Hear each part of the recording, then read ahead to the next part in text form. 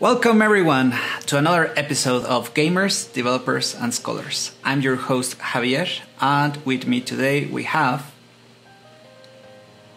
Hi, I'm Bobcat. Hi, I'm Ladyem. I am Sucker Prize.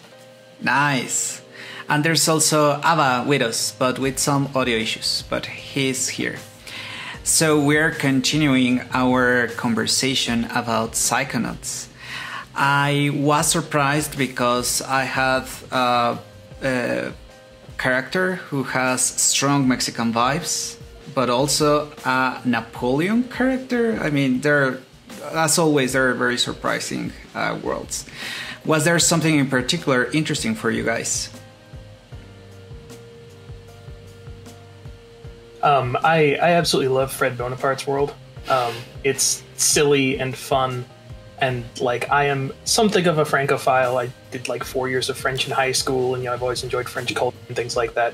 And so like I don't know. There's something kind of warm and fuzzy about going back to his world, even though it's a hilarious caricature of everything.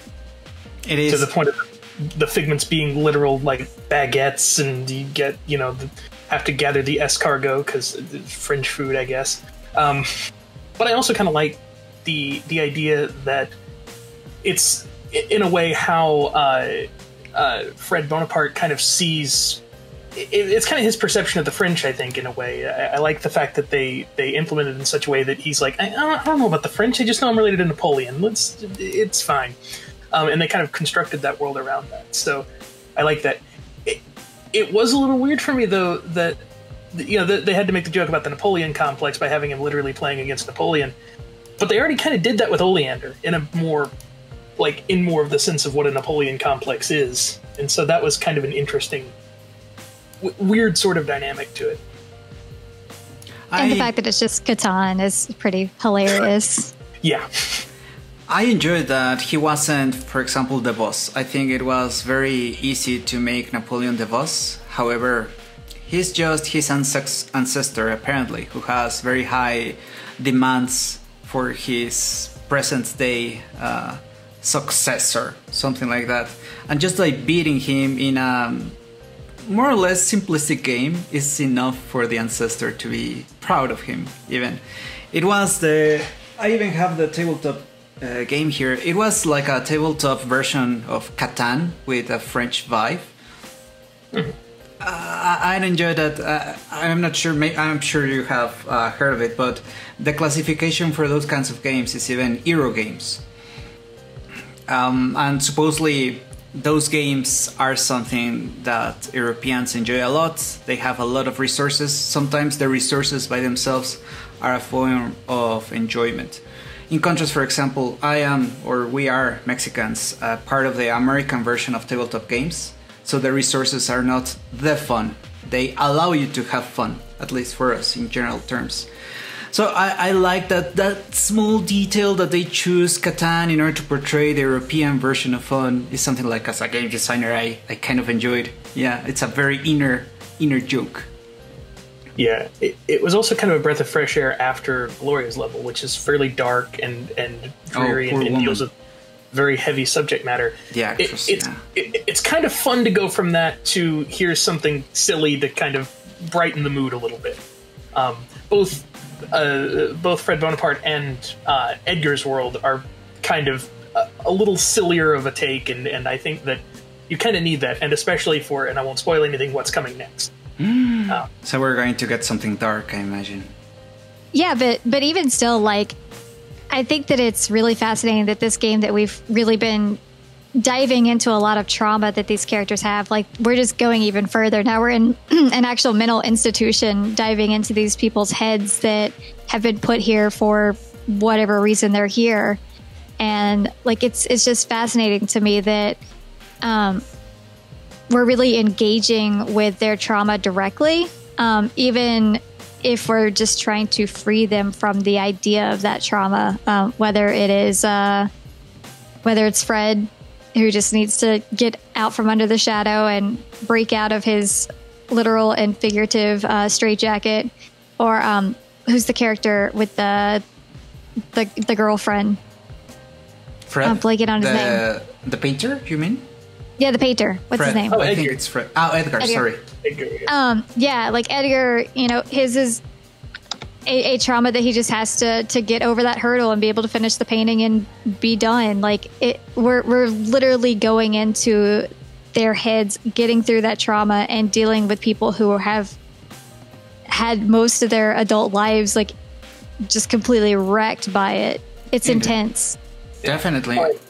And I also like the idea that the game kind of shows that all sorts of trauma are valid. That like you have, you know, again, very serious issues of dealing with death or coping, you know, with loss. But then you also have Fred who lost a board game. And the reality is that when you're dealing with people, when you're talking with people, if it's traumatic to you, then it's trauma.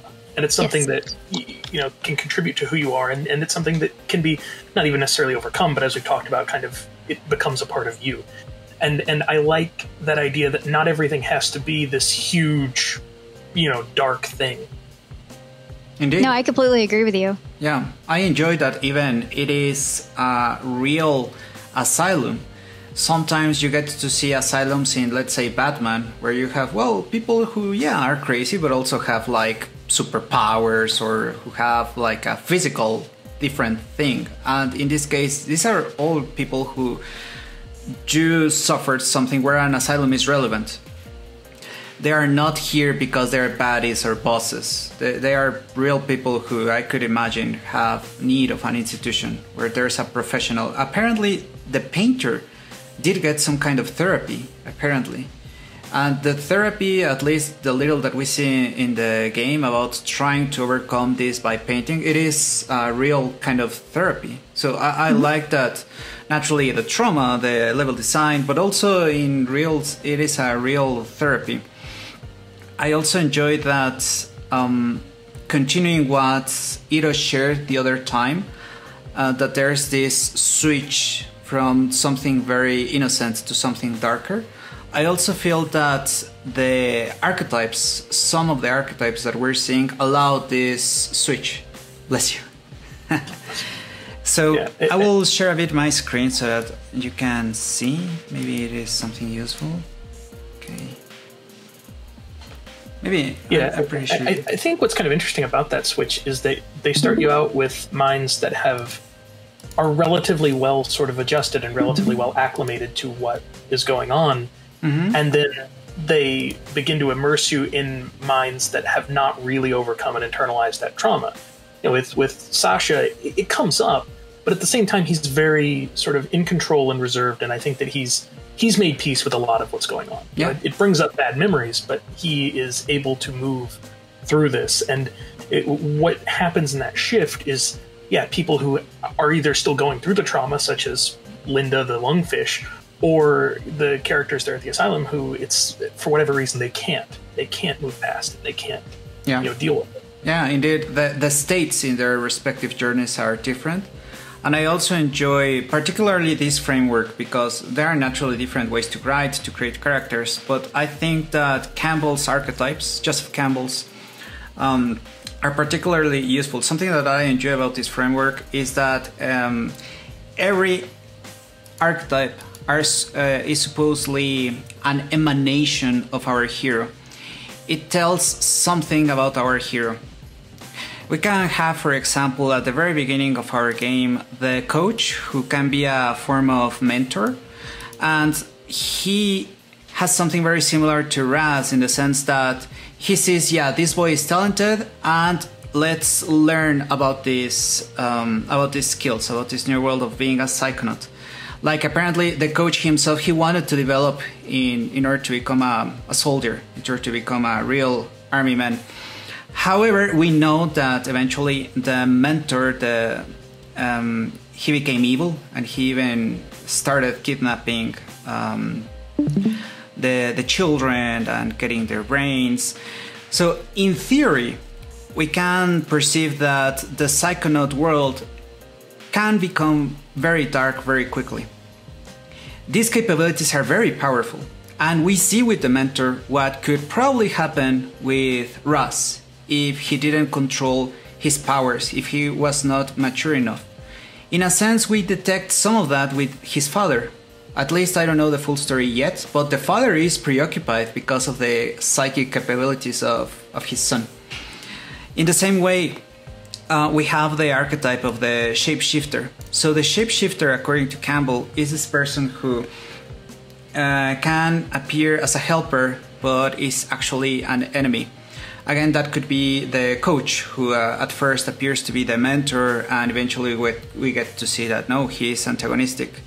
So I like that there are so many of these archetypes that help in order to switch the tone, I believe, for this game. I'm not sure if it was intended, that if the developers actually used this this framework. However, it is something very useful because we need almost in any story the allies, and we do perceive those naturally. We also need the herald, someone who calls for the adventure, the threshold guardian.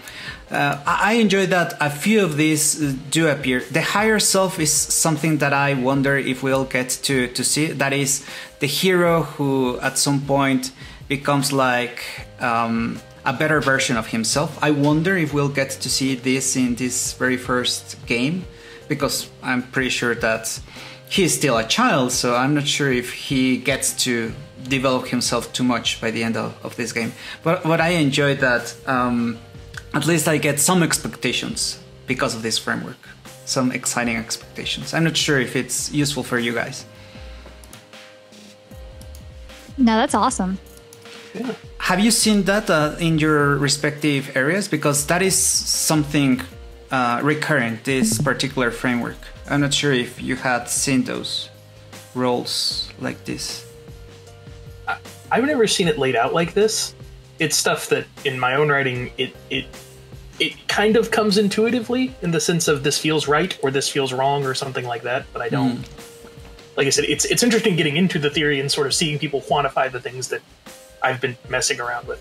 Definitely. I believe that's something very useful as well, because this is even something of an older framework. So at first impression, I can get the idea that, oh, this is old news, but it is interesting, I believe, to share from our respective industries what are our tools. And as a historian, I can tell you that old doesn't necessarily mean bad. That's very true. George Lucas, for example, enjoyed this one a lot. Campbell was his main reference in terms of theory. Okay, so we're back. And so many of our better practices, especially in adventure games, come from LucasArts, when they made games directly. And LucasArts, the game division, took so many things from their movies division. Oh yeah, including this framework, apparently. Yeah, I missed the golden days of the golden age of the LucasArts games. That was fun stuff. Yeah, they were pioneers, definitely, and they impacted not only adventure games as a whole. Oh yeah, LucasArts and Sierra both were phenomenally influential. Yeah, the concept of pre-production for us appeared because of those guys. Because it is a very relevant part of movies, and we still, many colleagues, refuse to do pre-production, sadly. We want to code away, so many of us.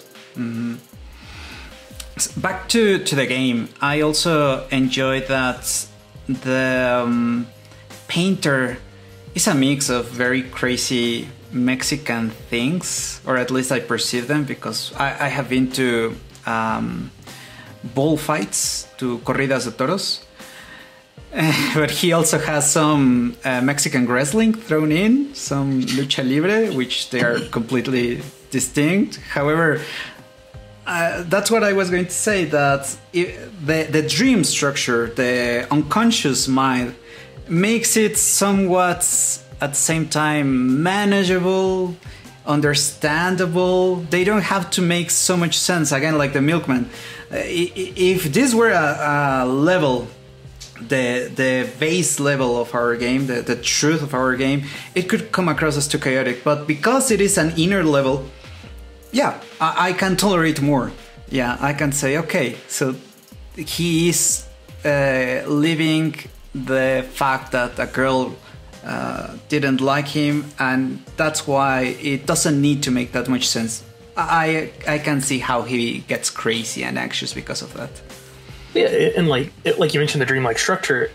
One of the common things in dreams is that, for example, your brain doesn't usually make up faces. Instead, it applies faces that you've seen in the environment, or it will apply certain imagery that you've seen in the environment. And so the reason for the bullfighting is because first of all, their school mascot was the bulls, and then you also have this sort of rage within at the idea of I was dumped for someone else and things like that. And when you think of rage, you think of bulls. You know, that's a fairly common sort of motif. And I like the fact that in the game, they don't try and justify everything. They don't try and explain, here's what every single bit of symbolism means. But I like that there is that kind of level that you can think about later and be like, oh, that makes sense as to how this all fits together. You know, and in many cases with Edgar, it's just like, here's something that would be fun and is Mexican, and we'll put it in. But I like that there is some attempt to kind of justify it within that context, you know. And the bull is really relevant. It struck me because when I was younger, I would ask, why does the bull get angry when he sees the red cape? And it was surprising to me to learn that he can't actually distinguish the colors. It is just seeing the shape, how it's moving, that is unresistible. The color doesn't make any difference. In that sense, the character behaved somewhat similar because he was conscious that I have to overcome this. I don't want to all my life spent just thinking about the bull and the woman. However, he couldn't resist attacking and going there again, like the bull. I enjoyed that. Supposedly, the bull is an intelligent mammal that more or less can be aware that it's not convenient to attack that, but he can't resist either. Mm-hmm. Yeah, I mean, it's the idea of being completely overcome by anger or by rage or just by instinct. You know, I don't think Edgar was a bad guy. I think he was upset at what had happened and about the circumstances, and was going through it in his head of, you know, what did I do wrong, what went wrong, things like that. You know, and I think that there are a lot of emotions in there that anybody who's had a relationship that's ended like that can sort of relate to on that level. You know, not necessarily as exaggerated as it is in his world, but you know that it's a very interesting and very good visualization of what it feels like. Indeed. Well, and even the idea of he's trying to like build the cards up so they can get up there, like, but it keeps collapsing because of the bull. He's not able to put all the pieces together of what was actually happening because he's so like stuck in his own head on what the events were. But his rage keeps destroying any connections that he could potentially make. And I think that that's a really, really fascinating way to build that structure of the level up. That's a great, yeah. I hadn't even realized it. I was so entertained by just looking at, oh, that luchador looks similar to someone I know. I got carried away.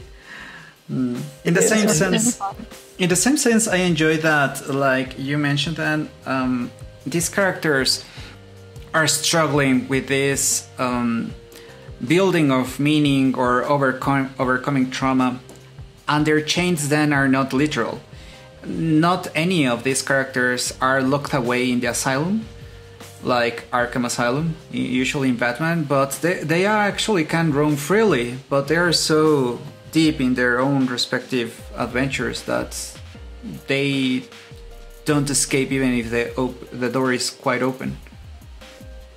Well, that's one thing about Fred and Edgar, is that Fred is able to get out of the straitjacket when you finish his level, and Edgar is able to break the chain that he has, finish the painting, and move on. So you do have and Gloria is able to move on and also like go water plants, I think is what she does. Mm-hmm. So they're each able to get out of the restricted area or thing that they're in and move on and do something that they feel is productive. And I think that that's really, really a good thing that they did with the levels in the game. And they were always able to. They weren't. They didn't need a key that you had to get. So they were always physically able to get out whenever they overcame their trauma, right? Well, Edgar had a chain. I recall that he had a chain, but you never find a key or something in order to... He literally just takes the shackle off. Yeah, I think so. Yeah. The one exception to that is Boyd, who is unable to move on, at least at this point in the game. He still has one last thing to do. Milkman. Ah, the Milkman. Okay. Yep. I haven't seen more of him, but I am anxious because you I will. know, yeah. I know that he's dangerous. What's really interesting, though, is how he deals with things differently. His world is very unique in a lot of ways, in that going through everybody else's world it's basically a visualization of a therapy session. It's figuring out, okay, what is the problem? What's causing these problems? How do we help you to move on to overcome these feelings and things like that? Boyd and I guess also Linda are the two that I think are the most unique, in the sense of the emotions that they're going through are so wildly different from what everyone else is. Boyd has genuine mental illness, and that's the type of thing that may or may not be treatable solely through therapy or talking through things. And I thought that was an interesting way of approaching those characters. And like with Linda, again, the trauma is currently going on, so you end it and then she's able to move on. But yeah, I thought that was weird and interesting. And the first time through, it felt a little bit incongruous in that sometimes you're helping people overcome these things, and sometimes you're accepting that these things can't be overcome. But I think, kind of looking back on it, there's a lot of truth to that. That not everything, everyone's going to respond to these things differently. Everyone is going to have a different sort of outcome that is their best outcome. In the case of Boyd, he has actually gone darker because of your intervening, because of him going through the stages of his mind, at least for now. Yeah. I hadn't realized this until you mentioned Bobcat. We usually have this sense of completion, of healing when you go through the level. However, in the case of Boyd, we have only made things worse so far. But yeah. I want to see well, I think he could be like the trickster in the framework that I was sharing, because he is not aligned with the antagonist. He is dangerous, but dangerous by himself. So he could add a chaotic element when things escalate, I imagine. I am seeing your facial reactions. He's a wild card. Yeah, he is then something like a trickster. That is the role of that archetype. Okay, we'll see. So in that sense, if you have a trickster at some point, our hero is about to lose, and then the trickster adds the chaotic element so that the things are in a level playing field again, somewhat like that. Well, we'll see. I still want to see how it ends, because I want to see the rest of the Psychonauts. I thought I was going to see Sasha again, even the coach, but no. I mean, the patients are a lot of content by themselves. Yeah, absolutely. And like, I like that the game has, it has tutorials to it, but those first 3 worlds are a very sort of organic tutorial of like the main powers you're going to be using, and also introducing a lot of the themes and things. Like in Boyd's world, you face the Nightmare, which is that recurring boss that you fight. I think you fight him twice, and then you have the final boss of that world. The Nightmares actually appear first in Milo's world, and it introduces that concept if you explore and you find that room. And I like the fact that they don't just focus on the mechanics in those tutorials, but they actually focus on, here's what you're going to be seeing and here's what you're going to be experiencing, kind of through the minds of, again, people who are relatively well adjusted. And then they throw you into the second half, and it's like, here, do with this what you will. The training wheels come off, and it's also like you start to get that sense that you are becoming a Psychonaut in the same way that Raz really wants to be, a secret agent and go on these cool missions. Well, this is what you have to do. I even noticed that he now introduces himself as, I am Raz, a Psychonaut. Yeah. So, yeah, and by the time you finish Edgar's world, you have all of your merit badges. So I guess technically, at that point, it's all over but the paperwork. Nice, you completed the paperwork. So, how long is it for us to complete the game? I wonder. Probably about 2 or 3 hours or so. So there's some stuff that happens. There's some stuff that happens in the real world. You have 2 other worlds that you go into, and then there's a little bit of like an ending to it. It is quite achievable then for our next session. Yeah, I would say Yeah, so. I definitely think that it's doable for the next session. I so want to see what up with Sasha. He became my favorite character so far because I thought that he was the one that was going to betray me. And I enjoyed that the coach, the very first coach, I didn't anticipate him being the bad guy because I didn't anticipate him having this trauma of not actually being able to join the army. Yeah, it's something that we've talked about before whenever you're showing me demos or prototypes or things like that, is I oftentimes wind up trying to think like a game dev especially whenever I get stuck. And that's not always the best way to go about it. You know, whenever we were talking about Paradise Killer, my first assumption was either that everyone was going to be guilty or that it was going to be, you know, real cut and dry. Here are the bad guys, here are the good guys. And it wound up being neither of those things. And I like when a game can subvert expectations like that, you know, from not even just a game dev standpoint, but from a writing standpoint, like of actually having a proper twist without going too far out of left field. Because I've had games before where it's like the twist is the real bad guy is this person we introduced 2 minutes ago, and they've been doing all this, and there's no setup and there's no payoff, and it's, I guess this is the bad guy now. And that happens all too often, but I like Psychonauts is a very well written, very well paced game in that all the characters actually have a purpose and all the characters have meaning to them in depth. And the writing, I think you'll like the finale of it because it's not what I don't know what you expect, but I can guarantee it's not that. Yeah, same. That's why you enjoy. Oh, poor child who is trying to deduce the ending. Okay, I want to reach it. Yeah. The main lesson here is Tim Schafer is an excellent writer, and I really enjoy his stuff. He knows what he's doing. Yes, absolutely. In this sense, and this is probably controversial opinion, that's why I don't want games to continue depending on only the skills of the writer. Ideally, every game will have a good writer and therefore a good story. However, naturally, not every game, sadly, can have a good writer or as good a writer as in this case. And there are other ways for us to fortunately reach a good story without, as you were saying, Bobcat, these twists that are actually not useful. So one way in order to do that, for example, is to make use of the literature that is out there, the frameworks. The one that I shared, if you follow it to the letter, a theorist or a writer could feel like, oh, I am losing my creativity. But it's the opposite. It just gives you some demands so that your characters are actually organically fighting each other. That's why I believe so many twists don't work, because we're looking for a twist as an objective by itself.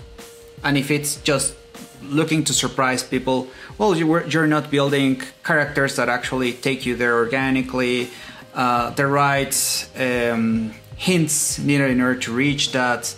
So one way in order to prevent that is to have frameworks. Another one, I believe, very useful is to validate with users, like we do with you, Bobcat. So the more that we take these resources in addition to having a good writer, I believe the easier it is to have a quality product, because they are not mutually exclusive. You can have all of this, but for the longest time you had all the weights just in the writer, and that's not necessary anymore, I believe. One of the biggest mistakes that I think people make when they're trying to sit down and write is they feel that everything has to be unique. Everything has to be 100%, this is my own work. And it doesn't. It's perfectly okay to take a very standard story and do something cool and new with it without having to mix things up a whole lot. Star Wars is an incredibly straightforward story. You mentioned George Lucas earlier. It's the hero's journey. Boom. Easy. Yeah. But it's done in a cool way. It's done with special effects people hadn't seen before. It was done in a setting that, was interesting. It was done in a world that has, only continued to grow around that original story. And that was what set it apart. That was what was unique about it. It wasn't anything crazy. Or like in the game world, one of the games I always really talk about a lot is Spec Ops: The Line. The game is Heart of Darkness. It says so on the back of the box. It says inspired by Heart of Darkness. And it's like, oh, okay, now I know what I'm getting into. But at the same time, it's done in a really interesting and creative way. It's set in relatively, the relatively modern era in July. Yeah, you are, you're going through a lot of the same motions as Heart of Darkness, or by extension Apocalypse Now. Mm-hmm. But it's done in such an interesting and exciting and compelling way that even though you already kind of have a pretty good idea of what's going to happen, at least it's done in an interesting way that engages the player. That's a great point. We don't have to reinvent the wheel, and you mentioned that you detect that in a lot of writing. That happens, at least I have seen it, not only in writing, but in game development in general. Like, I want to create a whole new original mechanic. I enjoy philosophy, so I know that the human mind cannot create something out of nothing. I mean, it's physically impossible. We are always processing information and creating thoughts based on what we've seen before. So the more transparent I believe we are about it, the more efficient, even the more that we can credit our sources and our inspiration. But so much money is wasted on that. I mean, I've seen that in AAA, that we're really coming up with a new Doom killer, the new whatever killer, and oh my god, that is not, I believe, at least the way I want to work. No, well, and the other thing is, not everything has to have a narrative focus. I hammer that home a lot. I talk a lot about writing and how I want games to have good writing, and I want them to hire writers, and I want them to have this. But like with Doom is a very simple story. You're a Space Marine, you wake up, you go to hell, you fight demons. Yeah. Easy. And the shooting is what's fun, and that's what brings people back. And so not everything has to have that narrative focus. And even if a game has a narrative focus, it doesn't have to be some kind of grand new retelling of something. Like, I enjoy the Uncharted series. They're fun. They're Indiana Jones, blatantly, but it's Indiana Jones kind of for another generation. And it's dumb, and it's schlocky, and I enjoy it. I have fun with it. You make a good point, though. Like, Doom 2016 is phenomenal. It is such a good game, and I love it. But last year, Doom Eternal came out and just got so into its head about like what it was going to do narratively and like what kind of characters it was going to introduce. And I'm like, you don't need any of this. I just want to run around and tear demons apart. That's really all I want to do. You don't have to add all this backstory. I don't need it. It was really, really frustrating. Yeah, Tetris does not need a narrative. Exactly. No. It's fine for Tetris to be Tetris, and everybody loves it. You know? Exactly. That was one of the more surprising things to me when I studied my VA in game design. I recall one of my professors, very experienced in creating games, and he asked, what do you think is the most important thing about games? Who thinks it could be story? And I was the first one to raise my hand. And he gave the example of Tetris. There are games that will always be fun and don't need any story. So while it is very good for the games that benefit from having a story, not everything requires it. So that's... Yeah, go ahead. I think the most important thing is just focus and vision. Knowing what you're making when you're making it. Because otherwise, your game is going to come across as being too many disparate elements that just don't work together. You know, I can see the polish in Rockstar games, but you see it all the time where you have a mechanic or a minigame that's introduced once, never used again, and it becomes a completely different genre of game for like 10, 15 minutes, and now it's back to this. Or you know, you have a story that just kind of meanders around and doesn't really have an arc, and who are these characters? Are they different from the beginning? I don't know. You know, like... That's to me the bigger issue. Like, again, using Grand Theft Auto 5, what is Michael's arc?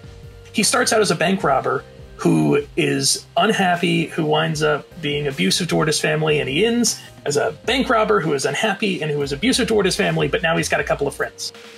Yeah. And that's not really an arc. That's not really a well-structured narrative. That's a straight line. Right. You know, and like Franklin and Trevor, they're not really developed enough characters to have arcs themselves, you know, and Like, that's one of those challenges, is when you don't have that focus of where your characters are, where you want them to be, and how you want them to get there. That's where the weakness of the narrative is. And I believe we require a lot of discipline in editing ourselves in order to have this unity of a game that really resonates with having this clear vision like you were describing. At any point we can have a pet feature or a mechanic, even a paragraph of writing that we love so much, but if it's not helping the overall theme of our game, then it has to be scrapped away, and we don't do that. Since software is infinitely malleable, in contrast with so many other formats, it's very hard for people to cut content until publishers come knocking at your door. And there's so many problems because of that. In that sense, I recall the very first game that we analyzed together, the one from Eastern Europe. What's its name? Pathologic. Pathologic, yeah. Where the lack of editing was one of its features. Yeah. I mean, again, since software is infinitely malleable, sometimes you will get those kinds of surprises. But I would prefer people to over-edit themselves than have those situations. It's criticism that came up with, depending on how you pronounce it, it's either Yik or Y2K or whatever. The Postmodern RPG was the subtitle. And I never could get into it because I got to about the opening of it, and all the characters were writing. They had these really wordy sentences that needed to be chopped down by about 50%. You know, and you had all these weird references and weird jokes that were out of place and just kind of seemed to exist to be like, haha, hey, guess what? We're nerds. Here's nerd culture. You like nerd culture? To the Moon did the same thing, and I wound up dropping To the Moon. I've been told it was good. I need to go back and play it again. But yeah, like, I think, especially whenever you have these small single developers or like a couple of friends making a game, it's really easy to get so caught up in your own sort of sense of humor or your own sense of writing, or, you know, nobody really wants to tell anybody no, they don't want to cause any drama or anything like that. And so I think you have kind of both extremes, because you also have AAA titles where the developer's like, all right, it's due Friday. We need this game now. Cut it. I don't care. Chop out whatever you need to. We'll make it DLC later. We'll make them pay for the rest of the game. You know, but you can wind up in both situations. And so that's why, like I said, I think having that focus and having that vision is important, because it lets you go back and say, how does this further that vision? Does this belong? Can we take this out? Should we put this in? You know, and having that can help a lot with that editing process. Mm-hmm. In that sense, it is very useful to have an outsider from the team to ask these questions. Every effort will always make what you're doing far more important than probably the player, because it's your baby. You will always care too much for it. We have, for example, one of the methodologies to create games in Scrum, we have the product owner and we have the director as two distinct people, because, like I mentioned, you don't ever want to kill your baby. In theory, that could be the usefulness of publishers, to have that sane external mind who can help in order to truly ask without passion, is this useful for the players? But that hasn't been the case. I'm not sure what's happening at the moment, but yeah, it's quite the opposite. They make demands that make it so that creativity gets either, killed or too constrained. Mm-hmm. Well, and like, I approach this from a little different perspective, because for many years I was a writing tutor. We weren't grammar tutors. We were not sitting there editing. What we were doing was we were teaching people how to write and talking through the process of, here's how you write a research paper or a story or any of a number of things. And like, I had no idea who these people were. I'd met them maybe 30 seconds prior, and I had them reading a paper out loud in a room full of people in front of me. And we had to go through and say, like, for example, the first thing we would do is we would develop a thesis statement. This is what whatever is about. The story, the paper, whatever. And then we kept going back to, does this serve that? Does this relate to that? Where is this point in here? And in some cases, we change the thesis statement, because sometimes that's easier than changing the whole paper. Yeah. But at the same time, I think that having those statements, having those visions that you can always relate back to is going to be a necessity if you're going to create that good, solid, coherent story. Definitely. In that sense... Or you do Capcom and just do whatever you want, and it's a B movie and everything is crazy. You guys know that Iro was my editor for my book. But one of my acknowledgments in my book is for her, and I basically say, like, thank you because you helped this be the best version that we could put out there. Because I've been writing this or involved in the research or whatever for 7 years at this point, when it was coming out. And so, like, it was my baby. Like, I knew everything about it. I knew what I wanted it to be. But then, you know, you have external editors come in. They're like, yeah, you don't really need this part. Or, you know, you really should add in this part. And I'm like, oh, man, no, I worked so hard on that. But then after rereading it, when I was doing the acknowledgments, I'm like, oh, yeah, they were absolutely right. They were absolutely right. I did not need that part, or I did need this part. And so, like, I specifically put that in my acknowledgments because I realized, like, oh, yeah, I definitely needed an editor. And the thing is, what I've told students before is those ideas never go away. They can wind up in the next paper. They can wind up in the next book. They can, you know, you can always keep them in the back of your head or be developing them or whatever. You know, just because we're cutting it out of this does not mean that it's bad or that it's not, you know, needed somewhere else. Yeah. Oh, I have a deleted folder of, like, this was deleted from the book. This was deleted from this article. This was deleted from this. And, like, eventually may become something else. But never get rid of it completely because it might come up. Completely. In 5-10 years' time, you'll be like, oh, what was that? Oh, let me go back and check this out. Let me, you know, yeah. I mean, as authors, naturally, it's useful. But in that sense, I appreciate movies because it's become a form of enjoyment by itself, the deleted scenes. Mm-hmm. Yeah. And we don't see that enough, at least in games. NDAs are so restrictive for us. So when we share work in progress, it's usually not. Usually it's, oh, the game is going to look like this. We are about to finish it. So now you can release the concept art. And sometimes you create concept art after the fact. Yeah, so we don't show both enough the real mess of how games are made, which is very chaotic, and we also don't show what was fully developed and had to be scrapped. And I believe in that sense, movies show that there is an audience, not everyone is interested in it, but there is an audience who appreciates looking at that. Oh yeah, well, and one of the other interesting things with movies is that you have different cuts. Like you see, I was talking about it with a coworker, Superman 2. You have the two different cuts. You have the, I can't remember the names of the directors, but they switched directors partway through. And I think they gave editing power to somebody else. They went back and refilmed a bunch of stuff. And so, like, the silly thing with the cellophane S that he pulls off and throws at the bad guy, that was added after the fact. That wasn't in the original script. That wasn't originally planned. But you have these two completely different things that oftentimes use, like, 70-80% the same footage. You wind up with two completely different stories. The other example I use a lot is Alien 3. Everybody thinks back to Alien 3 and they're like, oh, that movie was awful. It didn't make any sense. And it was this weird thing in space. Who knows? Who cares? If you go back and watch the assembly cut, which was made by the people who actually worked on the movie, it's not a great movie.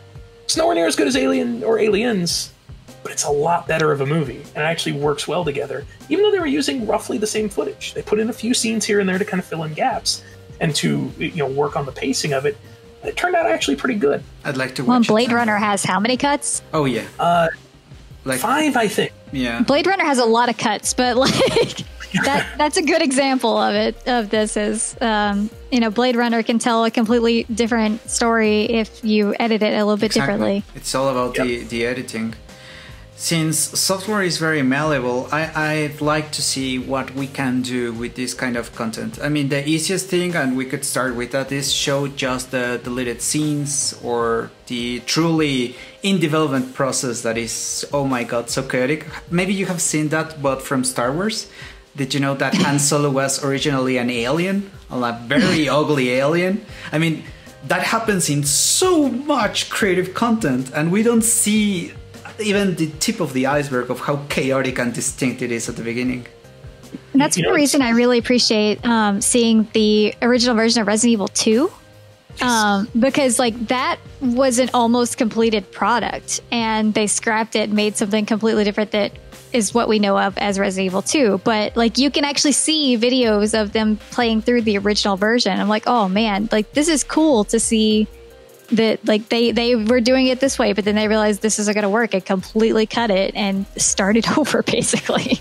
There's a disc of Resident Evil 1.5 out there that somebody bought, and I'm waiting for the day it gets uploaded to the internet. Oh, that would be awesome. It would be super interesting. Yeah. I believe that fortunately, since our industry is also, I don't know, more developed as time goes on, we now appreciate what didn't come out. Maybe at the beginning, when the industry was just, I don't know, trying to exist, it was too early to have people interested, at least enough people so that economically it would make sense to release that kind of content. But now I believe it does make sense. There would be people who would watch those YouTube clips, who would even buy, if possible, a book related to, hey, here's the scrapped history of Resident Evil. I would buy that book. I would buy that. One of the other big success stories was Star Fox 2. Yeah, Star Fox 2 essentially complete, and then they released it with the Super NES Classic, and that was a case where a game finally managed to get pulled off the shelf, dusted off, and here we go. So many years after the fact, yeah, and like I think there is a greater interest in gaming history now. The thing is, gaming history is weird because a lot of this has happened within the lifetimes of people who are still alive, but there's still so much that is lost. At the same time, yeah. Tell me about it. I hear a lot of British commentators talking about, in Britain you didn't so much have consoles because they were too pricey. So instead you had what they called the cheap home computing revolution, where you had the ZX Spectrum, you had the Commodore 64, Atari ST, all that. And so instead of having a NES or Super NES, really up until about the PlayStation era, that was the first big one in Europe. Sega had their Mega Drive too, and that sold. But you had a lot of people who played on PCs. And there are a lot of games that are just kind of lost, especially during the old cassette era, or when games came on the big 5.5-inch floppies, that one person made in their garage, and they sold it at a handful of shops, and maybe 3 to 5 people ever had it. And maybe the disc is broken or lost, or it's up in an attic somewhere. One of the people I watch, his name is Ashens. He's a fairly big YouTuber now. He and his friend Barry were talking about a game called Cow Postman, which was basically the game Paperboy, but you were playing as a cow or something like that. They've never been able to find so much as a screenshot of this, but I believe both of them have played it and enjoyed it at the time. And that's a game that is completely lost. Ashens currently has 1.5 million subscribers and has put out an open invitation. If anybody has anything related to this, a copy of it, anything, send it to me. No one has come forward yet. Man. And there are other examples of things like that where it was just one little thing that may never see the light of day again, and that's really tragic. Definitely. Yeah, I agree. Let's just say, because it's happened in our lifetimes and at the same time it has been lost, that is so surprising. One of my teachers was from the filmmaking world, and I always assumed that films would be easier to back up. However, he explained to me that no, so many movies, movies where so many people were working on millions of dollars of investment, just have been lost. A fire could be enough in order to lose all the copies from a work. So if that happens in movies, and I still believe it's somewhat easier to back them up, in games it's even harder, because you may have the disc at some point, but you don't have the platform in order to run it. You continuously depend on emulation, and the challenge of the industry is that sometimes players will say that they enjoy playing the previous content, but they don't necessarily want to pay for the real technical cost that is a lot in order to keep those games playable. I mean, Microsoft loses money for their software emulation. They allow you to run things, but it doesn't make any sense economically. It is very costly to continue to be able to run that. It is a difficult problem. I mean, one of the things that we're seeing is that companies are starting to realize that being consumer friendly pays. That's what keeps people within your ecosystem. And so you might lose money on certain products, you might gain money on others. But by being sort of more consumer focused, you can keep people in that fold. Definitely. I think Microsoft has started to realize it more than others because they have a lot Looking at you, Sony.